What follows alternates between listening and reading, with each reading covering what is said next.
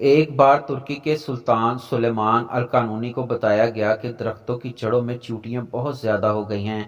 तो सुल्तान ने माहिरीन को बुलाया और पूछा कि इसका हल क्या है। माहिरीन ने बताया कि फ़लाँ तेल अगर दरख्तों की जड़ों पर छिड़क दिया जाए तो चींटियां ख़त्म हो जाएंगी। मगर सुल्तान की आदत थी कि कोई भी काम करने से पहले इसके बारे में शरई हुक्म ज़रूर मालूम करता था। इसलिए खुद चलकर रियासती मुफ्ती, जिनको शेखुल इस्लाम कहा जाता था, के घर गया, मगर शेख घर पर नहीं थे।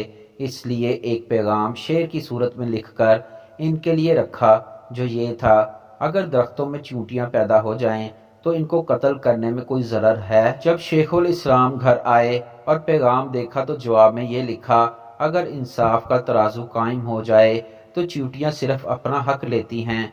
शेख ने इशारा दिया कि ज़्यादा अहम क्या है। सुल्तान ऑस्ट्रेलिया के दारुल हुकूमत वियना को फतह करने की नीयत से जहादी सफ़र पर निकले, मगर रास्ते में इंतकाल हो गया तो आपका जस्ते खाकी वापस इस्तांबुल लाया गया। आपकी तदफीन के दौरान आपका वसीयतनामा, जिसमें लिखा था कि मेरा संदूक भी मेरे साथ दफन करना। उलमाए इकराम हैरान हो गए और ये सोचने लगे कि ये हीरे जवाहरात से भरा होगा और इतनी कीमती चीज़ों को मिट्टी में दफनाया नहीं जा सकता।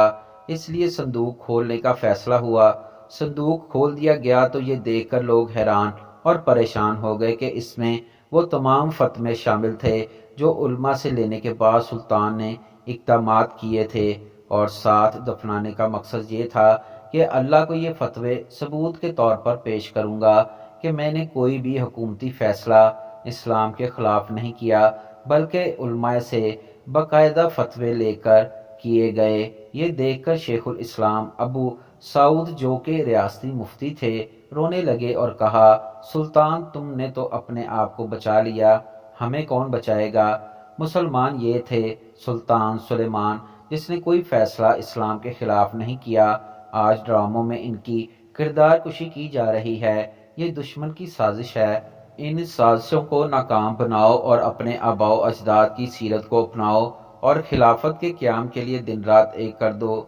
एक ज़माना था डाकू भी आला ज़रफ़ के मालिक हुआ करते थे। एक मॉर्निंग शो में बेगम बल्कीस ईदी साहिबा से सवाल किया गया कि अपनी ज़िंदगी का कोई दिलचस्प वाक़या सुनाएं।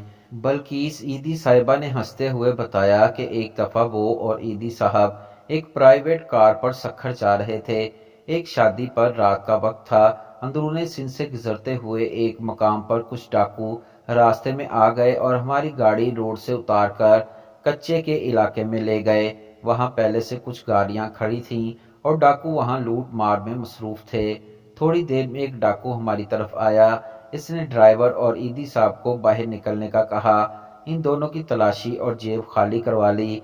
अचानक इस डाकू की नज़र ईदी साहब पर पड़ी और गौर से इनको देखने के बाद एक डाकू जल्दी से एक जानिब खड़ी जीप की तरफ गया और एक शख्स के साथ जल्दी से वापस आ गया।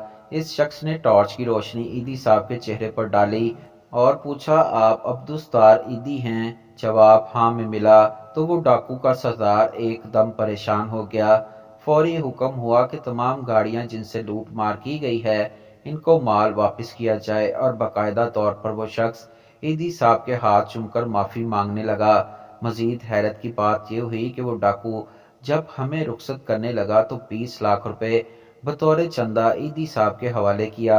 ईदी साहब के इनकार पर बोला, सर, जब मेरे जैसे गुनहगार पुलिस मुकाबले में मारे जाते हैं तो हमारा कोई रिश्तेदार हमारी लाश वसूल करने नहीं आता और ईदी ही हमारी लाश को कफन देता है और दफनाता है।